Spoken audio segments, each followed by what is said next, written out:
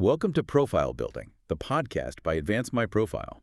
Here we talk about what it really takes to build a strong, defensible immigration profile. The evidence, the strategy, and the mistakes that decide whether a profile gets approved. Today we're doing a deep dive into the complete guide for merit-based immigration.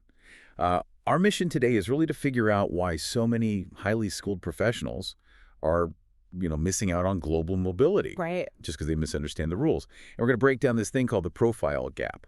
Yeah, it's a massive issue because, most professionals only really know the traditional corporate route, right? Like employer sponsorship. Yeah, exactly. So that means, relying on the H-1B in the U.S. or the standard skilled worker route in the U.K. Okay, let's unpack this. Because employer sponsorship, it always reminds me of being a passenger in a car. Oh, that's a good way to look at it. Right, like the company owns the vehicle, they pick the destination, and if they lay you off, they basically just kick you out on the highway. But merit-based self-petitioning, on the other hand, it sounds more like holding the steering wheel yourself. It really is. It gives you complete control over the timeline. But if you look at the historical data, the disconnect is it's staggering. How so? Well, between 2013 and 2023, the U.S. handed out, I think it was 3.7 million employment-based green cards. Take a guess at how many of those were self-petitioned. If it's clearly the better option, maybe half? Fewer than 3%. Seriously? Yeah, fewer than 3%. The vast majority of top-tier talent is literally just sitting in the passenger seat. Wow. And meanwhile, these self-directed programs, they're actually expanding rapidly worldwide. The UK issued over 12,700 global talent visas just last year alone. That feels like a massive jump. Oh, it is. It's a 67% increase from just 2021. And Australia is seeing a really similar trend with their Subclass 858 visa, Right. which is their specific pathway tailored for highly skilled individuals. They grant about 1,500 of those annually. So the competition is incredibly low for people who actually understand the system. So governments are essentially handing out steering wheels. Why the sudden push? It comes down to economics and demographics, really. The McKinsey Global Institute predicts a global shortage of 85 million skilled workers by 2030. 85 million. Yeah, we are talking about an $8.5 trillion gap in unrealized revenue. So what's fascinating here is that this isn't random. Right. Immigration policy is shifting from passive processing to active recruitment.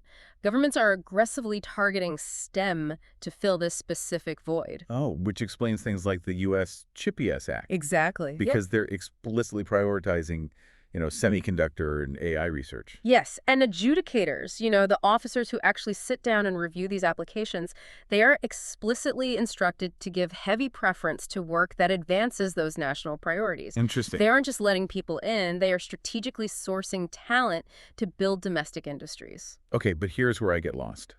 If governments desperately need this talent, and they've created these self-directed pathways, why aren't more top-tier professionals actually applying? It's self-selection. It mostly boils down to the eligibility myth. The eligibility myth. Yeah, take the U.S. EB-1 for example. That's the extraordinary ability category. People hear the word extraordinary and they just assume it requires a Nobel Prize. Right, or like an Olympic gold medal or something. Exactly. But the law only actually requires you to meet 3 out of 10 criteria. Wait, just 3? Just 3. Give me an example of a criterion. Sure.